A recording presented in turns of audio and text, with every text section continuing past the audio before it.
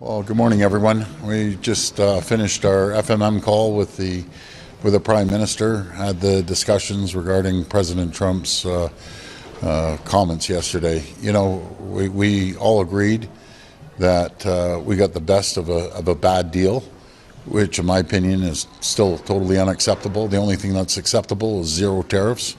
We're going to continue targeting zero tariffs. I do believe, and I would support retaliation tariffs, very similar to what they have against us in the auto sector, but that is strictly up to the Prime Minister. Prime Minister, I understand, will be coming out at 11:30, but I can tell you he reassured us that he'll be there for the auto companies to support them. We'll be there as well. I put a call into Mark Stewart, the Unifor representative, just a minute ago. I called him again last night just to reassure him that we're going to be there and support him. I believe, and this is really because of our relationship that we built, that we were going down there, we were communicating constantly, and you know, there was a big relief. We didn't see our name on the list, but that doesn't mean these tariffs are disappearing. So I'm a strong supporter of showing the U.S. that we negotiate through strength, not weakness, and it'll be up to the Prime Minister to tell the country how we're going to retaliate. Premier, what is your government going to do for the auto workers who are already being laid off? And we don't know for how long. Stellantis issued a notice last night. We are hearing that in the United States, Stellantis factories are also going to be shutting down. Well, we're working with the federal government. They'll be making announcements, and we'll be there to support the auto workers every which way we can. Through retraining, through some... Well, I hope it doesn't come to retraining, because hopefully this plant's going to reopen. It's a temporary shutdown. I've mentioned my concerns to the CEO of Stellantis and how we need to have this plant up and going, which it should be up and going. Do we have a better understanding right now exactly what is being applied to the auto sector and what could be exempt? Well, what I understand, Colin, and as you saw yesterday, it's about as clear as mud, but this is what I'm understanding, that eventually it's going to be half of let's say, vehicles, 50% American parts, then half of those Canadian parts are going to be tariffed, which equals 12.5%. But 12.5% still is unacceptable. We have to get down to 0%. Premier, the Stellantis is laying off 900 people in Michigan and Indiana already because of the Windsor shutdown and yes. Mexican plant shutdowns. Is that faster than you expected? And what kind of message do you think that is going to send to the Trump administration? Well, thank you for that question. I've been saying all along, I thought it would last about a week, but obviously it's right down to days now on the supply chain. And I've been saying this over and over again, a tariff on Canada is a tax on Americans. I mentioned Termination Day. There's a perfect example. That's just one company, one sector, not to mention all the other sectors. If they continue wanting to go after our lumber is used for housing in the U.S. It's a high-grade lumber, and that's just going to drive the cost up of housing. If they continue to go after the auto sector, it's going to drive the cost up of autos for Americans. And if they go after our pharmaceuticals, especially seniors that rely on more cost-effective pharmaceuticals, that's going to drive the cost up. I'm very happy to see some of the senators, Republican senators, supporting us. Rand Paul, very vocal. He said a tariff on Canada would drive the U.S. into a recession. I agree with those comments.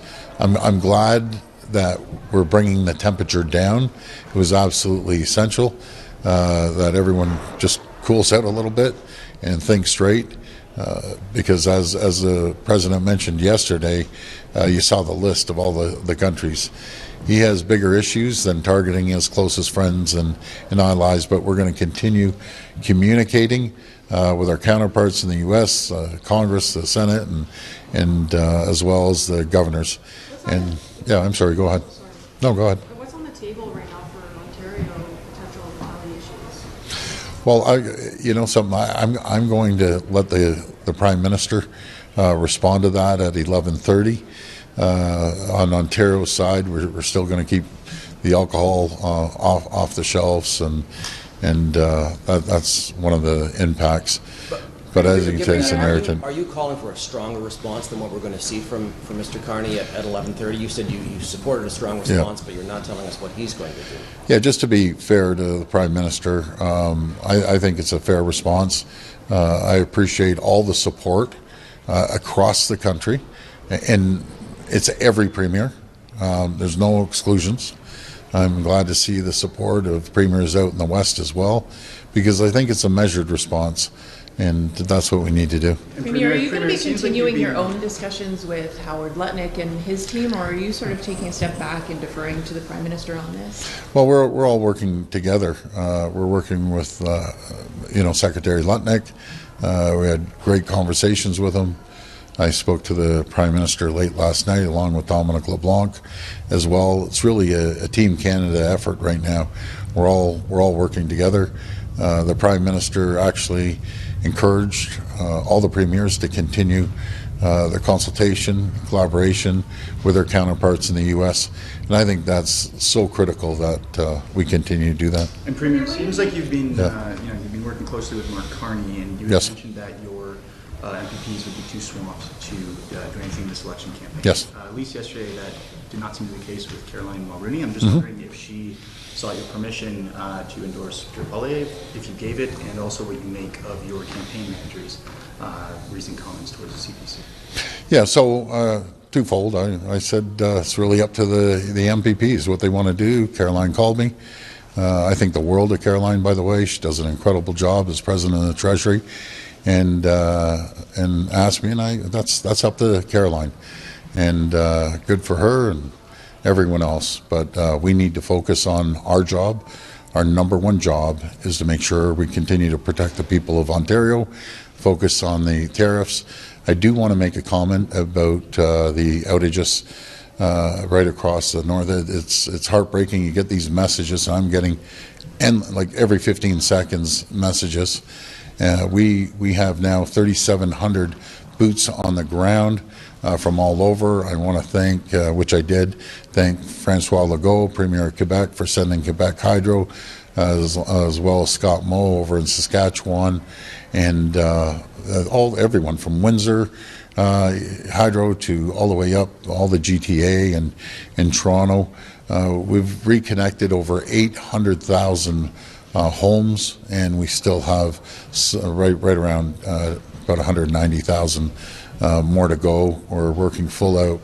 Again, we have the teams out there from emergency management, the Ontario Corps, warming centers, foods brought in. I got to give a shout out to a couple, Rubicon and Global Medics. They're out there supporting, be it food or cutting down trees. And I just want to thank the people. I mentioned yesterday when someone's internet is down and televisions are down, we have to come up with a new mechanism to communicate, because it's very difficult to communicate when people don't have the ability to watch the television. So I think we have to come up with something with the cell phones, because that's their number one concern out there is communication. I know the CEO is going to be up there today in Oro Medonte. I'll be heading up tomorrow to see how I can support anyone up there.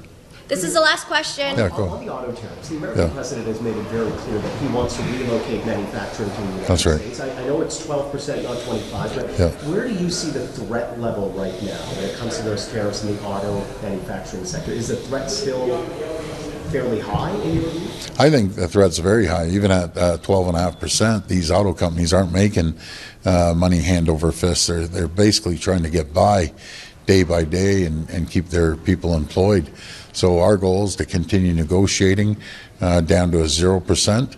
I truly believe the president's waiting for this election to be over on April 28th. I can't wait for it to be over. Tell the president I'll call him back in a minute. But anyways, we're going to continue. We're going to continue working hand in hand with the administration, with the federal government as well. Thanks, everyone. Thanks, everyone. Thanks.